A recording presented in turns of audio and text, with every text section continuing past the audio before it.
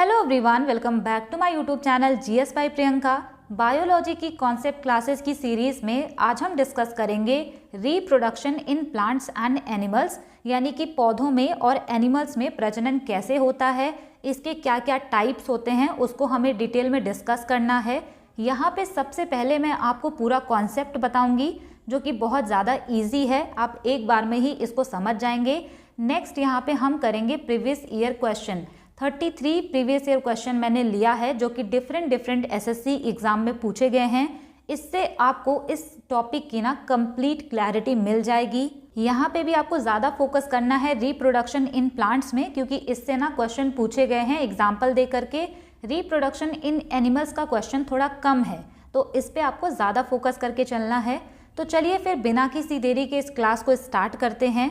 सबसे पहले हम यहाँ पे बात करेंगे कि रिप्रोडक्शन यानी कि प्रजनन होता क्या है। अगर हम सिंपल लैंग्वेज में बात करें तो रिप्रोडक्शन का मतलब होता है अपनी ही एक कॉपी बनाना। अगर हम अच्छे टर्म्स में बात करें तो रिप्रोडक्शन एक बायोलॉजिकल प्रोसेस है जिसके द्वारा नए मेंबर को रिप्रोड्यूस किया जाता है पेरेंट स्पीसीज के द्वारा।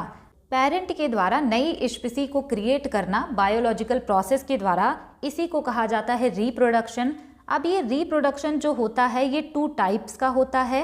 टाइप्स ऑफ रिप्रोडक्शन जो है इससे भी सवाल पूछे गए हैं इनके डिफरेंस से।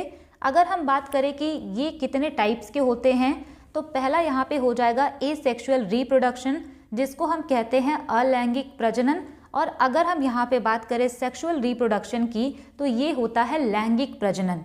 यहाँ पे जो एसेक्सुअल रिप्रोडक्शन है इसका मतलब है कि इसमें केवल एक पेरेंट की ज़रूरत पड़ेगी, यानी कि सिंगल पेरेंट यहाँ पे इन्वॉल्व होगा।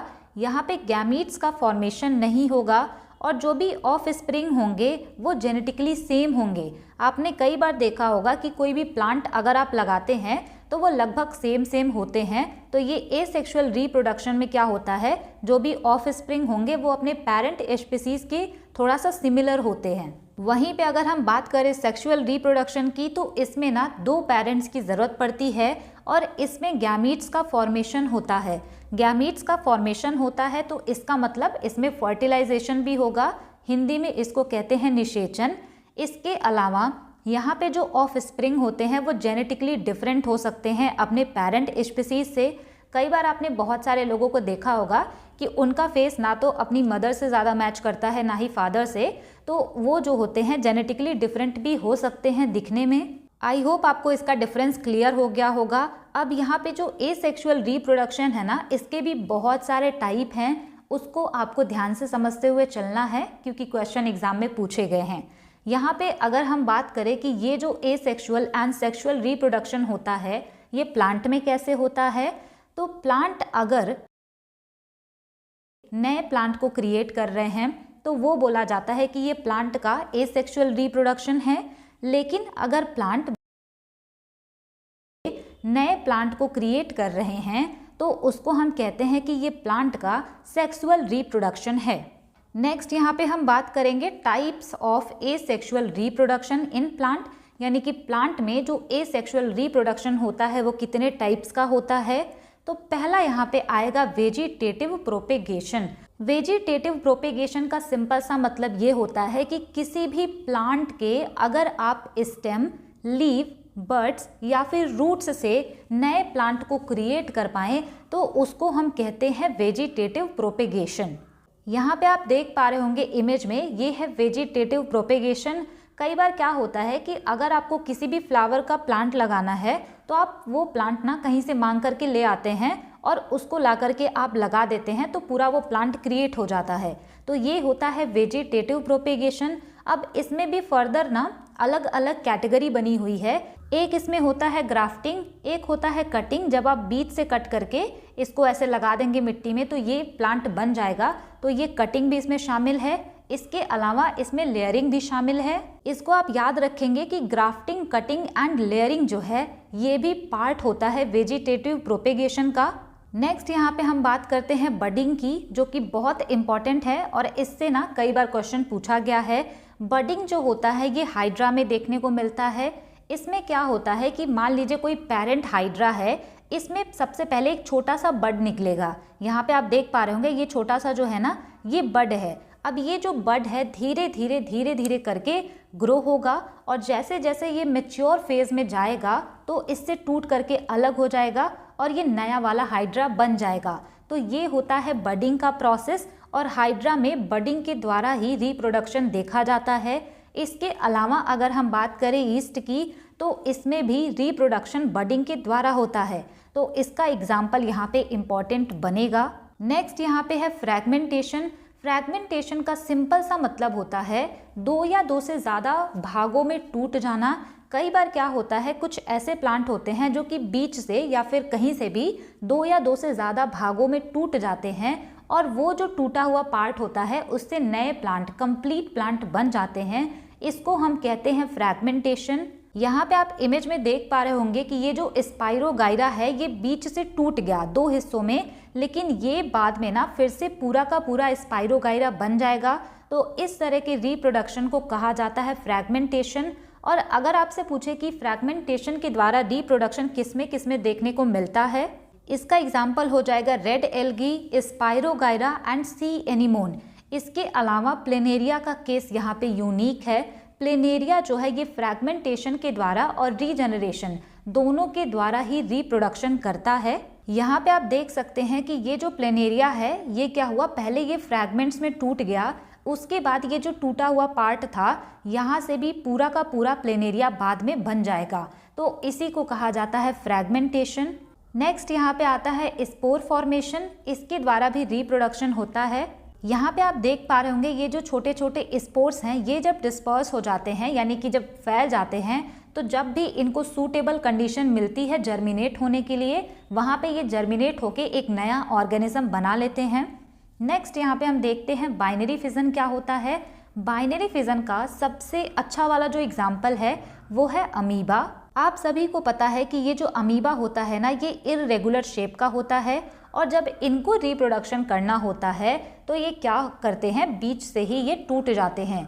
जैसे कि आप यहाँ पे देख पा रहे होंगे इनका जो न्यूक्लियस है ये पहले इस तरीके से हुआ और बीच से ये ना यहाँ से टूट जाएगा और यहाँ पे जो नए अमीबा हैं वो क्रिएट हो जाएंगे। यहाँ से आपको एग्जाम्पल याद रखना है कि amoeba, bacteria, leishmania, protozoa and paramecium reproduction करते हैं बाइनरी फिजन के द्वारा। बाइनरी फिजन में आप यहाँ पे देख पा रहे होंगे कि ये जो न्यूक्लियस है ये दो भागों में टूटा है। इसका एग्जाम्पल है amoeba, bacteria, leishmania, protozoa and paramecium. Binary fission के बाद हम यहाँ पे बात करते हैं मल्टीपल फिजन के बारे में। ये जो मल्टीपल फिजन है यहाँ पे न्यूक्लियस दो पार्ट में ना टूट करके बहुत ज़्यादा पार्ट में टूट जाता है, इसको हम कहते हैं मल्टीपल फिजन। अगर आपसे पूछे कि प्लाज्मोडियम किसके द्वारा रिप्रोड्यूस करता है तो ये मल्टीपल फिजन के द्वारा रिप्रोड्यूस करता है। नेक्स्ट यहाँ पे हम बात करते हैं माइक्रो प्रोपेगेशन की, जिसको कि टिश्यू कल्चर भी कहते हैं। तो एग्जाम में अगर इस तरीके से लिख कर आ जाए तो आप कंफ्यूज मत होइएगा। ये रिप्रोडक्शन का ऐसा मेथड है जिसमें कि प्लांट के किसी भी छोटे से पार्ट को ले करके उसको पहले रखा जाता है कंट्रोल्ड इन्वायरमेंट में या फिर लेबोरेटरी में। उसके बाद इसका ये जो सेल होता है ना जिसको कि कैलस कहते हैं, इसको कहीं ऐसे जगह पे ट्रांसफ़र किया जाता है जहाँ पे ये ग्रो हो पाए। उसके बाद जब ये प्लांट में ग्रो होने लगते हैं तब इसको ना फील्ड में ट्रांसफ़र कर दिया जाता है। ये होता है टिश्यू कल्चर। इसमें ना प्लांट के छोटे से पार्ट को लिया जाता है और उसी से ये प्लांट ग्रो किया जाता है। यहाँ पे ना मैंने ये अलग से इमेज लगाया था ग्राफ्टिंग, कटिंग एंड लेयरिंग का, जो कि वेजिटेटिव प्रोपेगेशन का पार्ट होता है। यहाँ पे आप देख पा रहे होंगे कि ये जो प्लांट है ना इसको यहाँ से कट कर दिया गया है, उसके बाद इसको दूसरे प्लांट पे लगा दिया गया है और यहाँ पे इसको रैप कर दिया गया है। तो इस तरीके से अगर हम प्लांट को लगाते हैं इसको कहा जाता है ग्राफ्टिंग। अगर आप प्लांट को सीधा ही कट करके उसको कहीं पे लगाते हैं तो उसको कहा जाता है कटिंग, और ये बहुत ही कॉमन होता है, ये आप खुद भी देखते होंगे। इसके अलावा जो लेयरिंग है उसमें क्या किया जाता है कि जो प्लांट है उसी के पार्ट को आगे हम बढ़ा करके मिट्टी में ऐसे लगा देते हैं, वहाँ से भी एक नया प्लांट जनरेट होता है, इसको कहा जाता है लेयरिंग। यहाँ पे जो प्लांट्स का एसेक्सुअल रिप्रोडक्शन है वो इतने टाइप्स का होता है। इसके अलावा आपको ये भी जानना है कि ये जो एसेक्सुअल रिप्रोडक्शन होता है प्लांट में, इसके फायदे क्या क्या हैं। Benefits of asexual reproduction in plant. तो सबसे पहला फ़ायदा तो ये होता है कि बहुत ही कम टाइम में बहुत सारे ऑफ स्प्रिंग यहाँ पे तैयार हो जाते हैं। A large number of spring can be produced in A short period of time, यानी कि बहुत ही कम टाइम में यहाँ पे बहुत सारी जो है ऑफ स्प्रिंग को प्रोड्यूस किया जा सकता है। नेक्स्ट यहाँ पे इसका बेनिफिट होता है offspring are identical to the parent plant. इसमें जो भी ऑफ स्प्रिंग होते हैं वो पेरेंट प्लांट की तरह ही दिखते हैं, यानी कि अगर आप कहीं से गुलाब का पौधा लेकर के आएंगे कट करके और अपने घर में लगाएंगे तो वो भी उसी की तरह होगा जहां से आप उसको लेकर के आए होंगे। नेक्स्ट यहाँ पे है seedless varieties can be obtained through vegetative method. इसका मतलब होता है कि कोई प्लांट है जो कि सीडलेस है उसको भी आप यहाँ पे लगा सकते हैं वेजिटेटिव मेथड के द्वारा, क्योंकि इसमें सीड तो होती नहीं है, तो आप ग्राफ्टिंग, कटिंग या लेयरिंग करके नया प्लांट उगा सकते हैं। नेक्स्ट बेनिफिट इसका है plant grown through asexual means require less care then those grown from seed. यहाँ पे कह रहे हैं कि जिस भी प्लांट को आप एसेक्सुअल मेथड से लगाते हैं उसको बहुत ही कम देखभाल की ज़रूरत पड़ती है। अगर आप सीड से कोई भी पौधा लगाएंगे तो उसमें बहुत ज़्यादा केयर करनी पड़ती है। ये बेनिफिट होता है एसेक्सुअल रिप्रोडक्शन इन प्लांट्स का। नेक्स्ट यहाँ पे हम पढ़ने वाले हैं सेक्सुअल रिप्रोडक्शन इन प्लांट। अब ये जो प्लांट हैं इनमें sexual reproduction and asexual reproduction दोनों रिप्रोडक्शन देखने को मिलता है, और यहाँ पे आपको पढ़ना है फ्लावर का सेक्सुअल रिप्रोडक्शन, क्योंकि ये बहुत ज़्यादा इम्पॉर्टेंट है। यहाँ पे आपको ये वाला इमेज बहुत ध्यान से देखना है, क्योंकि ये अगर आपको समझ में आ गया तो आपको सेक्सुअल रिप्रोडक्शन जो होता है फ्लावर में वो ईजिली समझ में आ जाएगा। सबसे पहले अगर हम फ्लावर के पार्ट की बात करें तो ये आप देख पा रहे होंगे, इसको कहा जाता है पेटल्स। यहाँ पे आप देख पा रहे होंगे ये जो नीचे ग्रीन वाला पार्ट है ना, इसको कहा जाता है सेपल। यहाँ पे हम केवल और केवल एक पेटल्स की बात कर रहे थे, लेकिन अगर हम सारे पेटल्स को मिला के बोले तो इसी को कहा जाता है कोरोला। इस बार जब सीजीएल 2024 का एग्ज़ाम हुआ था प्री वाला, तो वहाँ पे उन्होंने कोरोला और कैलिक्स ये जो वर्ड्स होते हैं ना, ये ऑप्शन में दिया था और आपसे पूछा था कि इसमें से कौन सा फ्लावर का पार्ट नहीं है। तो फ्लावर के पार्ट से भी क्वेश्चन पूछे गए हैं। अगर हम यहाँ पे बात करें कोरोला की, तो ये होते हैं पेटल्स के ग्रुप। यहाँ पे हमने ये जो एक ग्रीन वाला जो पार्ट है इसको कहा है सेपल, लेकिन अगर हम ये सबको मिला ले तो इसको हम कहते हैं कैलिक्स। अगर आपको कभी भी एग्जाम में कोरोला और कैलिक्स दिखे तो कंफ्यूज मत होइएगा। अगर हम यहाँ पे सिंगल की बात करेंगे तो पेटल्स होगा, अगर हम सारे पेटल्स को मिला लें तो उसको कोरोला कहेंगे, और अगर हम यहाँ पे एक जो ग्रीन वाला पार्ट है इसकी बात करें, इसको कहते हैं सेपल, लेकिन अगर इसको हम मिला लें, ये जो ग्रीन वाला पार्ट है इसको हम कहेंगे कैलिक्स। इसके अलावा यहाँ पे आप ये जो येलो वाला पार्ट देख पा रहे हैं इसको कहा जाता है स्टेमन। इसके अलावा अगर हम इस ग्रीन पार्ट की बात करें जो कि यहाँ से ऐसे स्टार्ट हुआ है, इसको कहा जाता है पिस्टिल, या फिर इसी को कार्पेल भी कहा जाता है। हिंदी में इसको कहा जाता है स्त्री केसर। तो ये पिस्टिल हो चाहे कार्पेल हो, ये एक ही चीज़ है। ये तो हो गई बेसिक चीज़ें। अब यहाँ से जो इम्पॉर्टेंट वाला पार्ट है उसको हम यहाँ पे डिस्कस करेंगे। यहाँ पे अगर हम बात करें स्टेमन की, जो कि आपने देखा ये येलो वाला जो पार्ट है यही है स्टेमन। अब ये जो स्टेमन है ना, इसके भी पार्ट होते हैं। कौन कौन से पार्ट हैं? एक यहाँ पे होता है एंथर और एक यहाँ पे होता है फिलामेंट। ये जो है लंबा सा, ये है फिलामेंट। अगर हम यहाँ पे पिस्टिल या फिर कार्पेल की बात करें तो इसका भी 3 पार्ट होता है। इसका ये जो ऊपर वाला पार्ट आप देख पा रहे होंगे, इस वाले इमेज में आपको और अच्छे से दिखेगा। ये जो ऊपर वाला पार्ट होता है ना पिस्टिल का, इसको कहा जाता है स्टिग्मा, और ये जो आपका नीचे वाला ये पार्ट है ना, इसको कहा जाता है स्टाइल, और ये जो पार्ट है इसको कहा जाता है ओवरी। ये चीज़ यहाँ पे आपको और भी क्लियर दिखेगी। ये जो पिस्टिल का ऊपर वाला पार्ट होता है इसको कहा जाता है स्टिग्मा, और ये जो बीच वाला पार्ट है इसको कहा जाता है स्टाइल, और जो नीचे वाला पार्ट है इसको कहा जाता है ओवरी। फ्लावर में होता क्या है, ये जो पार्ट होता है ना एंथर वाला, जिसको कि पराग कोश कहते हैं, इसमें पॉलिन ग्रेन होते हैं। पॉलिन ग्रेन को हिंदी में कहा जाता है परागकण। अब ये जो पॉलिन ग्रेन है ये किसी भी तरीके से अगर यहाँ पे स्टिग्मा में आते हैं तो स्टाइल के थ्रू ये ऐसे नीचे की ओर आते हैं। उसके बाद जब ये ओवरी में आते हैं, जो कि फीमेल पार्ट होता है फ्लावर का, ओवरी में आने के बाद इनका हो जाता है फर्टिलाइजेशन, उसके बाद यहाँ पे जाइगोट बनता है और उसके बाद यहाँ पे बनेगा एम्ब्रियो, उसके बाद यहाँ पे सीड जर्मिनेट करके फिर से एक फ्लावर बना लेता है। तो ये होता है फ्लावर का रिप्रोडक्शन। अब ये जो पॉलन ग्रेन हैं ये या तो हवा के द्वारा उड़ के यहाँ पे आ सकते हैं या फिर ऐसा भी हो सकता है कि कोई इसमें मधुमक्खी बैठी हो और उसके पैर में वो पॉलन ग्रेन लग गए और वो फिर यहाँ स्टिग्मा पे बैठ गई, तब भी इसका जो पॉलन ग्रेन है वो यहाँ पे चला जाएगा एम्ब्रियो में और फिर इसका हो जाएगा फर्टिलाइजेशन।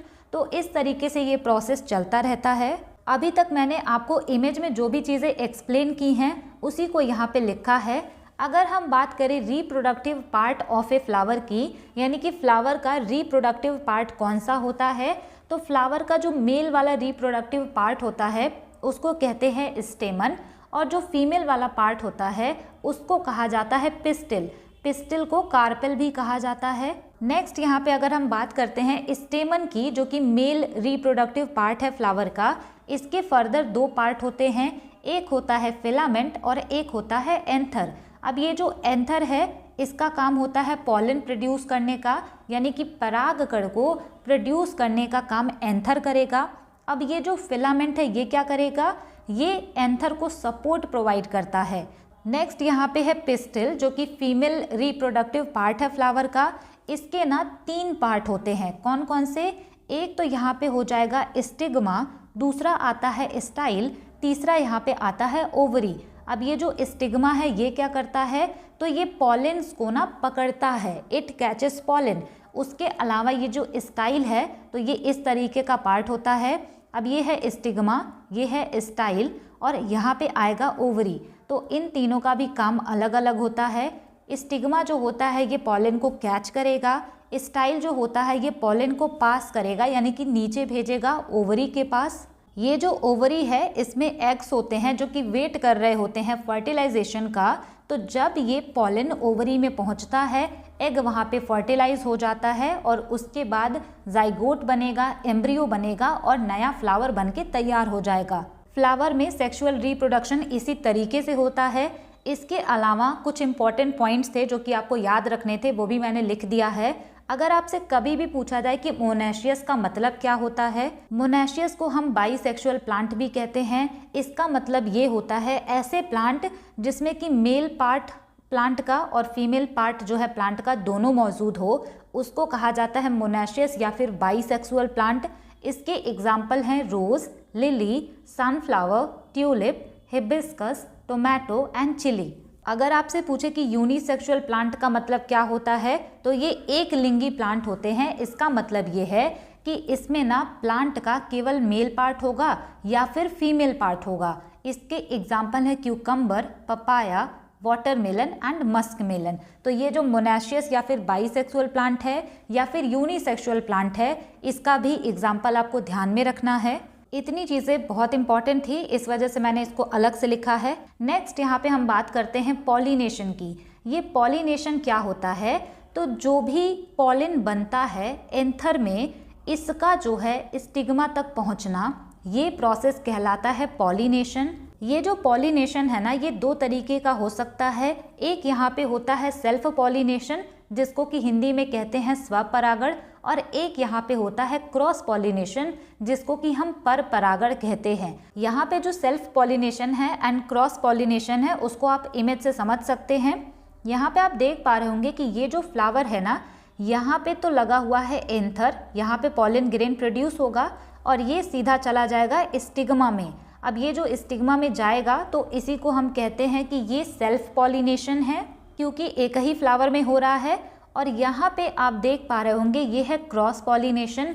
इसका मतलब होता है कि एक फ्लावर यहाँ है, एक फ्लावर का जो प्लांट है वो इधर है, लेकिन इसका जो पॉलन ग्रेन है ये इस वाले फ्लावर के पास चला आए इसके स्टिग्मा में, या फिर इसका जो पॉलन ग्रेन है वो इसके स्टिग्मा में चला आए। यानी कि अगर डिफरेंट प्लांट के बीच में अगर पॉलिनेशन हो रहा है तो उसको कहते हैं क्रॉस पॉलिनेशन।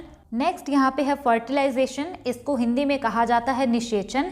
इसका मतलब होता है कि जब मेल एंड फीमेल गैमेट आपस में मिल जाते हैं, फ्यूज हो जाते हैं और जाइगोट बनाते हैं, उसी को कहा जाता है फर्टिलाइजेशन। अब ये जो जाइगोट है ये आगे डेवलप होगा तो ये एम्ब्रियो बनेगा। ये जो ओवरी है ये आगे चल के फ्रूट में डेवलप होती है और जो ओव्यूल्स होते हैं ये सीड में बदल जाते हैं। तो ये फर्टिलाइजेशन का मतलब होता है। यहाँ पे हम डिस्कस करेंगे कि जो पॉलिनेशन होता है वो किस किस एजेंट के द्वारा होता है और उसको क्या नाम दिया जाता है। पॉलिनेशन दो टाइप्स के होते हैं, self pollination and cross pollination. ये हमने अभी समझा। सेल्फ पॉलिनेशन को ऑटोगैमी कहते हैं, क्रॉस पॉलिनेशन को जेनोगैमी या फिर एलोगैमी कहते हैं। यहाँ पे जो सेल्फ पॉलिनेशन है ये एक ही फ्लावर पे होता है तो इसके लिए किसी अलग एजेंट की ज़रूरत नहीं पड़ती। लेकिन हम बात करें क्रॉस पॉलिनेशन की तो इसके लिए एजेंट की ज़रूरत पड़ती है, क्योंकि ये डिफरेंट फ्लावर के बीच में होता है। तो पॉलन ग्रेन एक जगह से दूसरी जगह पहुँचने के लिए बहुत सारे एजेंट होते हैं। सबसे पहले अगर हम बात करें विंड की तो हवा के द्वारा कई बार जो पॉलन ग्रेन होते हैं वो स्टिग्मा तक पहुँचते हैं। तो अगर इस तरीके से पॉलन ग्रेन पहुंच रहे हैं तो उसको हम कहते हैं एनीमोफिली। अगर वाटर के थ्रू पॉलन ग्रेन स्टिग्मा तक पहुंच रहे हैं तो उसको हम कहते हैं हाइड्रोफिली। इसके अलावा अगर कोई भी बीटल है ये अगर पॉलन ग्रेन को ले जा करके स्टिग्मा पे पहुंचा रहा है तो उसको हम कैंथरोफिली कहते हैं। अगर कोई मधुमक्खी है और वो किसी फ्लावर पे बैठती है तो उसके पैर में लग जाते हैं पॉलन ग्रेन और वही पॉलन ग्रेन वो अगर स्टिग्मा तक पहुंचा देती है तो इसको हम कहते हैं मेलिटोफिली। और अगर ये काम बटरफ्लाइज करती हैं तो इसको कहते हैं साइकोफिली। अगर बर्ड्स के द्वारा पॉलन ग्रेन स्टिग्मा तक पहुंच रहे हैं तो उसको कहते हैं ऑर्निथोफिली। इसके अलावा भी बहुत सारे नाम इसके दिए जाते हैं, इसको एक बार आप ज़रूर पढ़ लीजिएगा। यहाँ पे हमने रिप्रोडक्शन इन प्लांट्स पूरा डिस्कस कर लिया है। इसके बाद हम डिस्कस करेंगे ह्यूमन रिप्रोडक्शन। अब ये जो ह्यूमन रिप्रोडक्शन है ये सेक्सुअल रिप्रोडक्शन होता है क्योंकि इसमें दो पेरेंट्स की ज़रूरत पड़ती है। यहाँ पे ये फ्लो चार्ट है। सबसे पहले अगर हम बात करें मेल की और फीमेल की तो मेल के अंदर होते हैं टेस्टीज और यहाँ पे प्रोड्यूस होता है स्पर्म, और फीमेल के अंदर होता है ओवरी, यहाँ पे प्रोड्यूस होता है ओवम। अब जब ये स्पर्म और ओवम मिलते हैं, फ्यूज होते हैं, तब यहाँ पे बनता है जाइगोट। जाइगोट के बाद यहाँ पे बनता है फीटस, उसके बाद यहाँ पे बनता है एम्ब्रियो और उसके बाद यहाँ पे बनता है चाइल्ड। ये होता है ह्यूमन रिप्रोडक्शन का सीक्वेंस। इसी तरह से चीज़ें होती हैं। कई बार एग्जाम में क्या होता है कि ऑप्शन में आपको सीक्वेंस सही करने के लिए दे दिया जाता है और वहाँ पे वो सबसे पहले लिख देंगे फीटस, तो ये फीटस बाद में आता है, पहले जाइगोट बनेगा फिर फीटस तब एम्ब्रियो। तो इस तरह का अगर आपको सीक्वेंस याद है तो क्वेश्चन आप कर पाएंगे। इसके अलावा अगर हम बात करें कि ह्यूमन रिप्रोडक्शन में पूरा जो सीक्वेंस होता है इसमें 7 स्टेजेस होती हैं या फिर 7 इसमें स्टेप्स होता है। पहला स्टेप होता है गैमेटोजेनेसिस, दूसरा होता है इंसेमिनेशन, तीसरा यहाँ पे स्टेप होता है फर्टिलाइजेशन, चौथा होता है क्लीवेज, पांचवा स्टेप होता है इम्प्लांटेशन, छठा यहाँ पे होता है गेस्टेशन एंड सातवां यहाँ पे होता है ये है पार्चुरेशन। अब ये 7 स्टेजेस होते हैं ह्यूमन रिप्रोडक्शन के। इसको आपको ना डिटेल में नहीं जानना, बस आपको इसका नाम याद रखना है और थोड़ा बहुत आपको आइडिया होना चाहिए कि इसमें क्या होता है। यहाँ पे जो पहला स्टेप है गैमेटोजेनेसिस, ये ह्यूमन रिप्रोडक्शन का पहला स्टेप होता है और इसमें ना गैमीट्स का फॉर्मेशन होता है, जैसे कि मेल स्पर्म और फीमेल का ओवम यानी एग, इसका जो फॉर्मेशन है ये पहला स्टेप होता है। इसी को सिंपल लैंग्वेज में कहा जाता है गैमेटोजेनेसिस।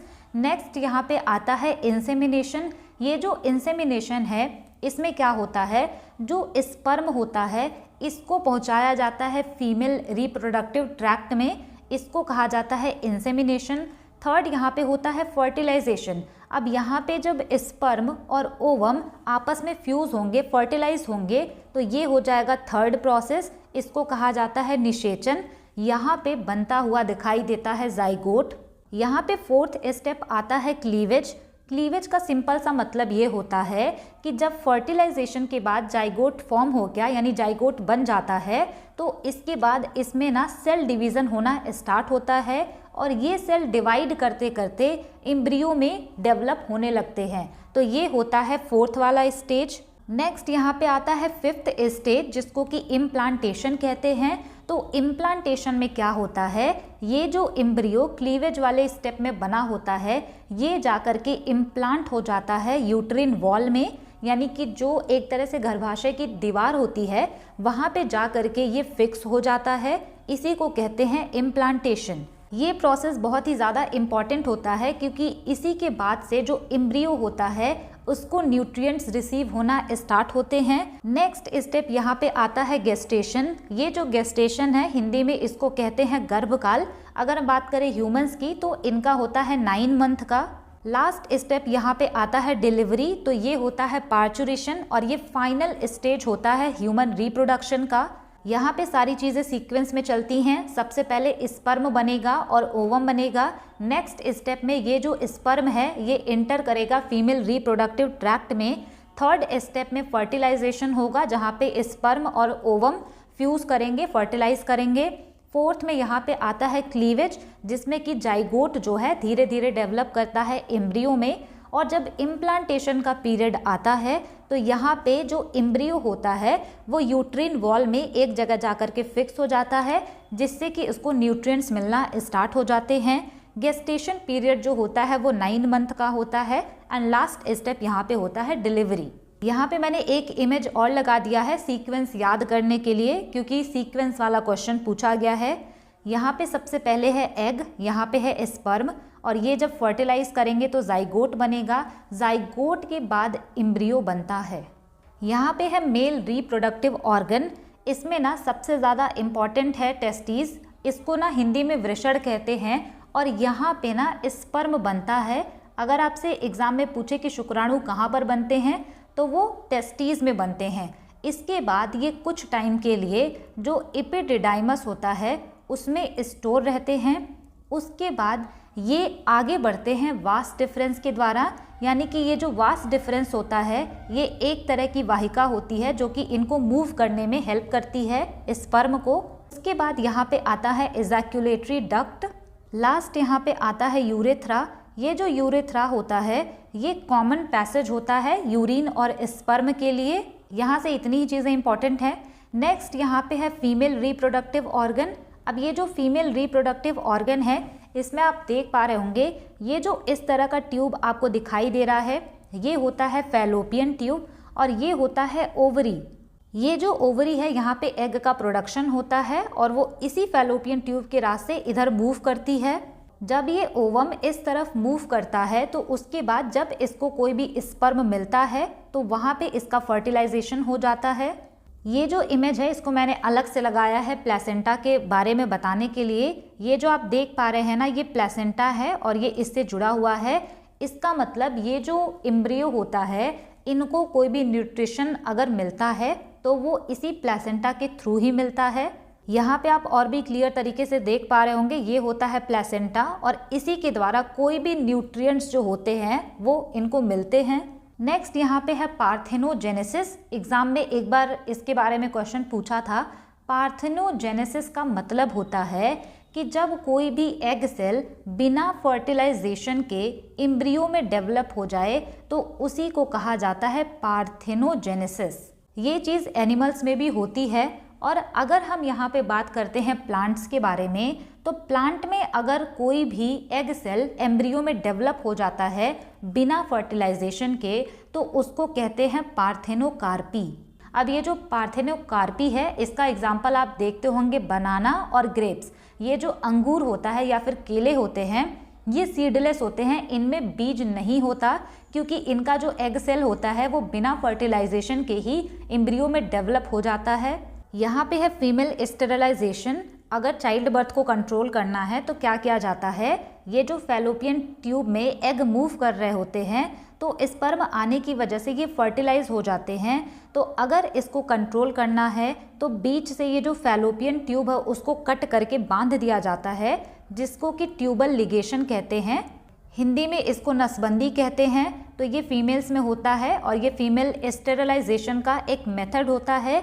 इसमें इसको कट करके बांधने से ये जो एग है इसके आगे जा ही नहीं पाता तो कोई भी स्पर्म हो ये फर्टिलाइज यहाँ पे नहीं होगा। अगर हम मेल स्टेरिलाइजेशन की बात करें तो मेल में जो वास्ट डिफरेंस होता है, जो कि स्पर्म को कैरी कर रहा होता है, इसको कट करके बांध दिया जाता है जिससे कि ये स्पर्म आगे ना बढ़ पाए, तो इसी को कहा जाता है वैसेक्टॉमी। इसको हिंदी में कहते हैं पुरुष नसबंदी। इसमें वास्ट डिफरेंस को कट करके बांध दिया जाता है। और अगर हम फीमेल में बात करें तो इसमें फैलोपियन ट्यूब को कट करके बांध दिया जाता है और इसको कहा जाता है ट्यूबल लिगेशन। लास्ट में यहाँ पे आपको दो चीज़ें याद रखनी हैं। एक तो मेटामॉर्फोसिस इन बटरफ्लाई। इनका जो मेटामॉर्फोसिस होता है इसमें 4 स्टेजेस होते हैं।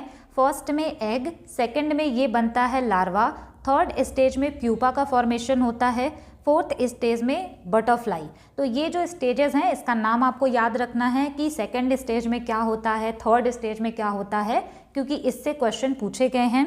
लास्ट में यहाँ पे हम बात करेंगे होमोलॉगस एंड एनालॉगस ऑर्गन्स के बारे में। होमोलॉगस ऑर्गन्स का मतलब होता है ऐसे ऑर्गन जो कि देखने में सिमिलर होते हैं लेकिन उनका काम यानी कि फंक्शन अलग अलग होता है।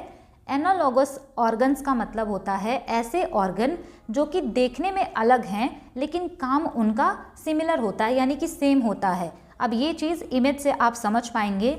यहाँ पे है होमोलॉगस ऑर्गन्स। अब हमारा अगर हम बात करें ह्यूमंस की तो हमारे जो हाथ हैं या फिर जो डॉग होते हैं उनका पैर, या फिर बर्ड के जो पैर होते हैं, या फिर अगर हम वेल्स की बात करें तो इनका जो ऑर्गन है वो देखने में सिमिलर है लेकिन काम अलग अलग हैं, तो इसको हमने कहा होमोलॉगस ऑर्गन।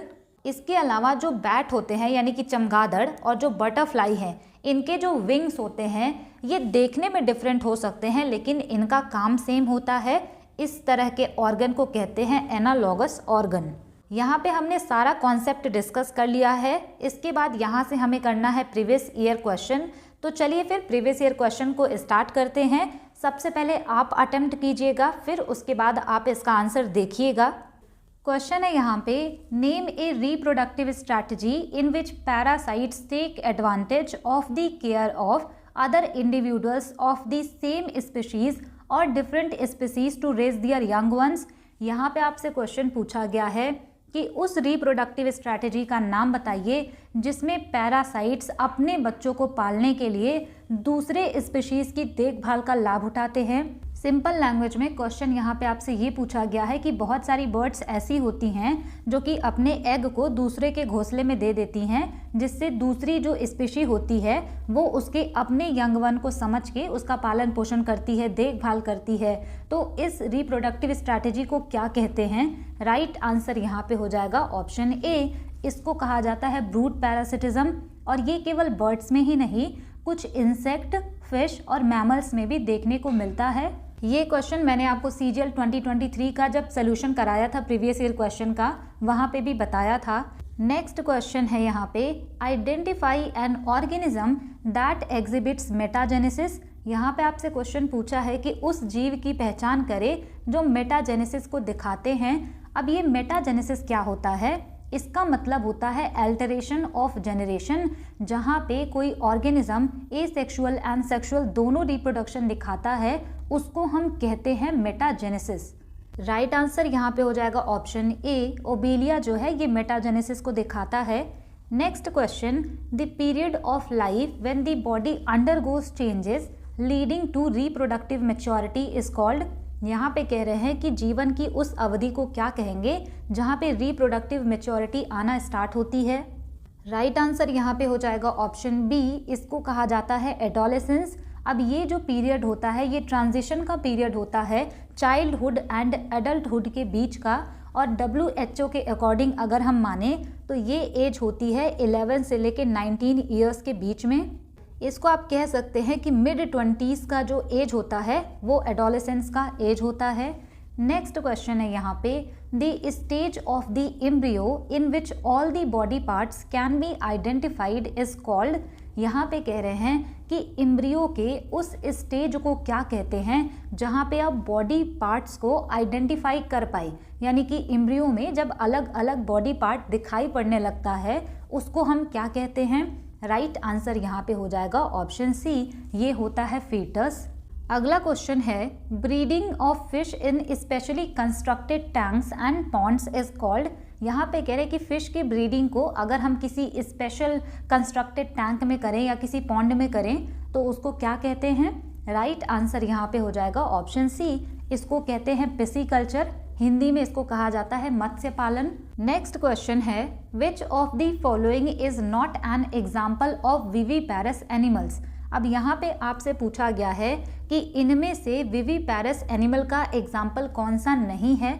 अब यहाँ पे ना आपको ये समझना पड़ेगा कि विविपैरस एंड ओविपैरस का क्या मतलब होता है। यहाँ पे लिखा है मैंने ओविपैरस, इसको हिंदी में कहा जाता है अंडज प्राणी, यानी कि वो सारे ऑर्गेनिजम्स जो कि अंडे देते हैं उसको हम ओविपैरस कहते हैं। विविपैरस की बात करें तो ये एग नहीं देते, ये सीधे यंग वंस को जन्म देते हैं, तो ये इनमें अंतर होता है। कई बार इससे भी क्वेश्चन पूछे गए हैं। यहाँ पे आपसे क्वेश्चन में ये पूछा गया है कि विविपैरस का एग्जाम्पल नहीं है। राइट आंसर यहाँ पे हो जाएगा ऑप्शन ए, ये जो बर्ड है ये एग देते हैं तो ये ओविपैरस होंगे, ना कि विविपैरस। इसके अलावा जो डॉग है, कैट है एंड काऊ है, ये यंग वंस को जन्म देते हैं तो ये विविपैरस में आएंगे, और जो बर्ड है ये ओविपैरस में आएगा। अगला क्वेश्चन है, the transformation of the larva into an adult through drastic change is called. यहाँ पे कह रहे हैं कि जो लार्वा का ट्रांसफॉर्मेशन होता है और ये एडल्ट में जब बदल जाता है, इसको हम क्या कहते हैं? राइट आंसर यहाँ पे हो जाएगा ऑप्शन डी, इसको कहा जाता है मेटामॉर्फोसिस। इसमें पहला स्टेज यहाँ पे होता है एग्स का, सेकंड स्टेज यहाँ पे होता है लार्वा का, थर्ड स्टेज में ये कन्वर्ट होता है प्यूपा में, उसके बाद फोर्थ स्टेज में यहाँ पे ये कन्वर्ट होता है बटरफ्लाई में। तो ये स्टेजेस होती हैं। Next question, how many arteries are there in an umbilical cord. यहाँ पे आपसे क्वेश्चन पूछा है कि गर्भनाल में कितनी धमनियाँ होती हैं, यानी कितनी आर्टरीज होती हैं। राइट आंसर यहाँ पे हो जाएगा ऑप्शन बी, यहाँ पे 2 आर्टरीज होती हैं। नेक्स्ट क्वेश्चन है, dash is the ability of a single cell to produce a fertile adult individual. यहाँ पे आपसे क्वेश्चन पूछा है कि एक सिंगल सेल की एक फर्टाइल एडल्ट इंडिविजुअल प्रोड्यूस करने की जो क्षमता होती है उसको क्या कहते हैं। राइट आंसर यहाँ पे हो जाएगा ऑप्शन बी, इसको कहा जाता है टोटीपोटेंसी। इसको आप कह सकते हैं one cell embryo. Next question है, the phenomenon whereby the female gamete undergoes development to form new organisms without fertilisation in some organisms like honey bees, some lizards and birds is called. ये क्वेश्चन CPU के exam में पूछा गया था, और CPU के एग्जाम में ना साइंस से अच्छे लेवल के क्वेश्चन पूछे जाते हैं। यहाँ पे आपसे क्वेश्चन ये पूछा गया है कि अगर फीमेल गैमिट जो होता है वो डेवलप हो जाता है बिना फर्टिलाइजेशन के, तो उसको हम क्या कहते हैं। राइट आंसर यहाँ पे हो जाएगा ऑप्शन डी, इसी को कहा जाता है पार्थेनोजेनेसिस, और ये देखने को मिलता है हनी बीज में, लिजर्ड्स में, बर्ड्स में। तो ये यहाँ से आपको याद रखना है। अगर यही चीज़ प्लांट्स में होती है तो उसको पार्थेनोकार्पी कहते हैं। अगला क्वेश्चन यहाँ पे है, which of the following is the primary sex organ in female. यहाँ पे कह रहे हैं कि फीमेल्स का प्राइमरी सेक्स ऑर्गन क्या होता है। राइट आंसर यहाँ पे हो जाएगा option B, ovary. Next question है, fusion of 2 gametes dissimilar in size as in species of eudorina is termed as. यहाँ पे कह रहे हैं जब 2 गैमीट्स का फ्यूजन होता है जो कि आपस में डिसिमिलर हैं साइज में, उसको हम क्या कहते हैं। राइट आंसर यहाँ पे हो जाएगा ऑप्शन ए, इसको कहते हैं एनिसोगैमस। यहाँ पे आपसे पूछा था कि 2 गैमीट्स जो कि आपस में डिसिमिलर है साइज में, उनका फ्यूजन हो रहा है तो उसको तो हम एनिसोगैमस कहेंगे। लेकिन अगर 2 गैमीट्स का फ्यूजन हो रहा है और वो साइज में सेम हैं तो उसको आइसोगैमस कहते हैं। अगर हम यहाँ पे ओगैमस की बात करें तो इसमें जो फीमेल गैमेट्स होता है वो बड़ा होता है, मेल गैमेट्स जो होता है वो छोटा होता है। तो इस तरीके का जो फ्यूज़न होता है गैमेट्स का, जहाँ पे फीमेल गैमेट्स बड़ा हो और मेल गैमेट्स छोटा हो, उसको कहते हैं ओगैमस। ये वाला जो ज़ूगैमस है ये नहीं होता। अगला क्वेश्चन है, during fertilisation in living beings fusion of male and female gametes takes place to form a cell called. यहाँ पे आपसे क्वेश्चन पूछा है कि लिविंग बीइंग्स में जो निषेचन यानी कि फर्टिलाइजेशन होता है, इसमें जो मेल एंड फीमेल गैमेट्स का फ्यूजन होता है, वहाँ पे एक सेल का फॉर्मेशन होता है, उसको क्या कहते हैं। राइट आंसर यहाँ पे हो जाएगा ऑप्शन डी, इसको कहते हैं जाइगोट। नेक्स्ट क्वेश्चन है reproduction in human occurs through which type of fertilisation. यहाँ पे कह रहे हैं कि ह्यूमंस का जो रिप्रोडक्शन होता है इसमें किस तरह का फर्टिलाइजेशन होता है। राइट आंसर यहाँ पे हो जाएगा ऑप्शन ए, इसमें इंटरनल फर्टिलाइजेशन होता है यानी कि आंतरिक निषेचन। अगला क्वेश्चन है what is the following is the third stage in the Metamorphosis of A butterfly. यहाँ पे आपसे क्वेश्चन पूछा गया है कि बटरफ्लाई का जो मेटामॉर्फोसिस होता है इसकी तीसरी स्टेज क्या है। तो इसका पहला स्टेज होता है एग, दूसरा है लार्वा, तीसरा यहाँ पे आता है प्यूपा। नेक्स्ट क्वेश्चन है which of the creature is ओवीपैरस। यहाँ पे कह रहे हैं कि ओवीपैरस कौन है। ओवीपैरस का मतलब होता है जो कि अंडे देते हैं। राइट आंसर यहाँ पे हो जाएगा ऑप्शन ए, फ्रॉग जो है ये ओवीपैरस है। इसके अलावा रैबिट, माउस एंड स्क्वेरल ये हो जाएंगे viviparous. Next question in humans fertilisation usually takes place in the. यहाँ पे कह रहे हैं कि ह्यूमंस में फर्टिलाइजेशन जो होता है वो कहाँ पर होता है। राइट आंसर यहाँ पे हो जाएगा ऑप्शन सी, फैलोपियन ट्यूब में होता है। वहाँ पे मैंने आपको बताया भी था कि जो फैलोपियन ट्यूब होता है यहाँ पे जो एग मूव कर रहा होता है और यहाँ से जाता है स्पर्म, तो यहाँ पे होता है फर्टिलाइजेशन। तो आपसे कभी भी पूछे फर्टिलाइजेशन कहाँ पे होगा तो वो फैलोपियन ट्यूब में होगा। नेक्स्ट क्वेश्चन है in biology the term IVF stands for. यहाँ पे IVF का फुल फॉर्म आपसे पूछा गया है। राइट आंसर यहाँ पे हो जाएगा ऑप्शन बी, इसका फुल फॉर्म होता है इन विट्रो फर्टिलाइजेशन। अगला क्वेश्चन है the inner most part of a flower is called the. यहाँ पे कहना है कि फ्लावर का जो सबसे अंदरूनी हिस्सा होता है उसको क्या कहते हैं। राइट आंसर यहाँ पे हो जाएगा ऑप्शन बी, वो पिस्टिल होता है। पिस्टिल के 3 पार्ट होते हैं, वो कौन कौन से हैं, स्टिग्मा, स्टाइल एंड ओवरी। अगर बात करें स्टेमन की जो कि male part of a flower है, इसके 2 पार्ट होते हैं, एंथर और filament. Next question which of the following is not an asexual form of reproduction in plant. यहाँ पे कह रहे हैं कि प्लांट में एसेक्सुअल रिप्रोडक्शन का कौन सा टाइप नहीं है। राइट आंसर यहाँ पे हो जाएगा ऑप्शन डी, ये जो पॉलिनेशन है इसमें 2 पेरेंट की ज़रूरत पड़ती है। जैसे कि एक तो स्टेमन होता है जो कि मेल पार्ट होता है फ्लावर का, और एक होता है पिस्टिल जिसको कि कार्पल कहते हैं, वो फीमेल पार्ट होता है फ्लावर का। तो यहाँ पे दोनों की नीड पड़ती है, इसी वजह से ये जो पॉलिनेशन होता है ये सेक्सुअल रिप्रोडक्शन होता है प्लांट का। तो इन्होंने वही आपसे पूछा था। नेक्स्ट क्वेश्चन है productivity of an ecosystem is composed of which of the following. यहाँ पे कह रहे हैं कि इकोसिस्टम का जो प्रोडक्टिविटी होता है इसमें कौन सी चीज़ें हैं। राइट आंसर यहाँ पे हो जाएगा ऑप्शन डी, इकोसिस्टम की प्रोडक्टिविटी का मतलब होता है net primary productivity and gross primary productivity. अगला क्वेश्चन है how do the red algae reproduce vegetatively. यहाँ पे आपसे क्वेश्चन पूछा है कि रेड एल्गी वेजिटेटिवली यानी वानस्पतिक रूप से कैसे रिप्रोड्यूस करते हैं। राइट आंसर यहाँ पे हो जाएगा ऑप्शन डी, फ्रैगमेंटेशन के द्वारा। अगला क्वेश्चन है विच part of a flower is the sticky surface at the top of the pistil it traps and holds the pollen. यहाँ पे कह रहे हैं कि फ्लावर का कौन सा पार्ट होता है जो कि चिपचिपा होता है, थोड़ा सा स्टिकी सरफेस होता है इनका, और ये पिस्टिल के एकदम ऊपर होता है। ये ट्रैप करता है और होल्ड करता है पॉलन को। राइट आंसर यहाँ पे हो जाएगा ऑप्शन बी, स्टिग्मा जो होता है ये पिस्टिल का पहला वाला पार्ट होता है, यानी सबसे ऊपर वाला पार्ट, यही ट्रैप एंड होल्ड करता है पॉलन को। नेक्स्ट क्वेश्चन है a type of asexual reproduction in which new plant are produced from root, stem, leaves and buds are known as. यहाँ पे आपसे क्वेश्चन पूछा है कि एसेक्सुअल रिप्रोडक्शन का एक टाइप है जिसमें जो नए प्लांट प्रोड्यूस किए जाते हैं वो रूट से, स्टेम से और लीफ से या फिर उसके बड्स से प्रोड्यूस किए जाते हैं, उसका नाम क्या है। राइट आंसर यहाँ पे हो जाएगा ऑप्शन डी, इसको कहते हैं वेजिटेटिव प्रोपेगेशन।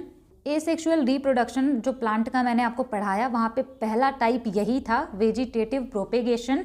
अगला क्वेश्चन है the development of fruit without fertilisation is called. यहाँ पे कह रहे हैं कि अगर फ्रूट डेवलप हो गया बिना फर्टिलाइजेशन के उसको हम क्या कहते हैं। राइट आंसर यहाँ पे हो जाएगा ऑप्शन बी, इसको कहते हैं पार्थेनोकार्पी। अगला क्वेश्चन है यहाँ पे, what is the yellow dust present in the middle of a flower called. यहाँ पे कह रहे हैं कि येलो कलर की डस्ट प्रेजेंट होती है फ्लावर के बीच में, उसको क्या कहते हैं। तो ये जो फ्लावर के बीच में ऐसे डस्ट प्रेजेंट होती है ना, वो पॉलन ग्रेन्स होते हैं। राइट आंसर यहाँ पे हो जाएगा ऑप्शन बी। नेक्स्ट क्वेश्चन है, which among the following is the male part of a flower.